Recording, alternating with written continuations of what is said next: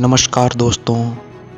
दुनिया इस समय कोरोना महामारी से जूझ रही है, संघर्ष कर रही है और लड़ रही है। जब जब मानव सभ्यता ने प्रकृति और पर्यावरण के साथ छेड़खानी की, तब तब उसे परिणाम भोगने पड़ रहे हैं। ये पहली बार नहीं है जब दुनिया महामारी का सामना कर रही है। इससे पहले भी कई भयानक महामारियां इस दुनिया में आ चुकी है।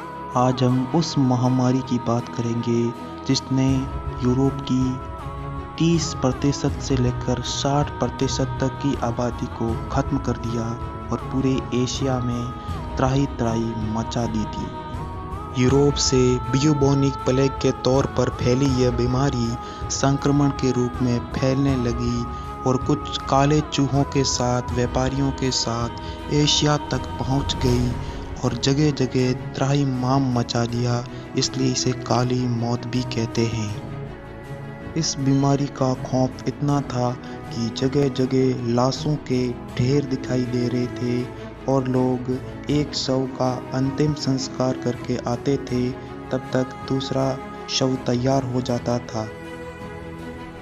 फिर धीरे धीरे लोगों ने अंतिम संस्कार करना बंद कर दिया और लाशों के ढेर में लाश डालकर भाग जाते थे।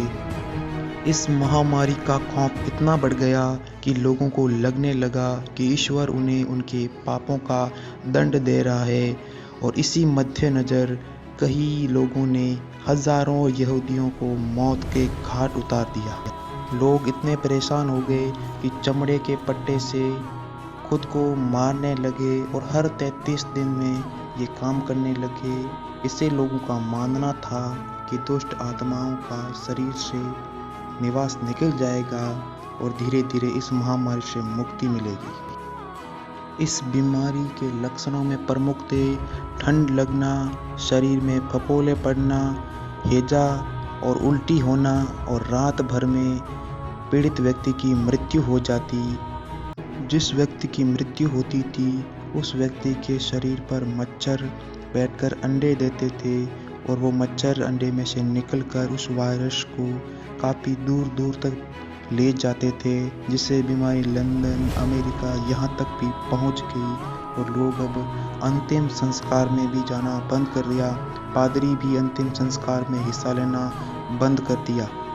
इस महामारी में डॉक्टरों ने मरीजों को देखना बंद कर दिया, रेस्तरां बंद हो गए, लोगों को खाना मिलना बंद हो गया और अपने ही लोग पीड़ितों को छोड़कर भागने लगे। हालात बहुत असामान्य हो गए थे। ऐसे लगने लगा कि अब प्रकृति का अंत आने ही वाला है, लेकिन धीरे धीरे इस महामारी का अंत हो गया। दोस्तों, तो ये थी आज की कहानी। पसंद आने पर लाइक और शेयर और सब्सक्राइब करना ना भूलें। धन्यवाद।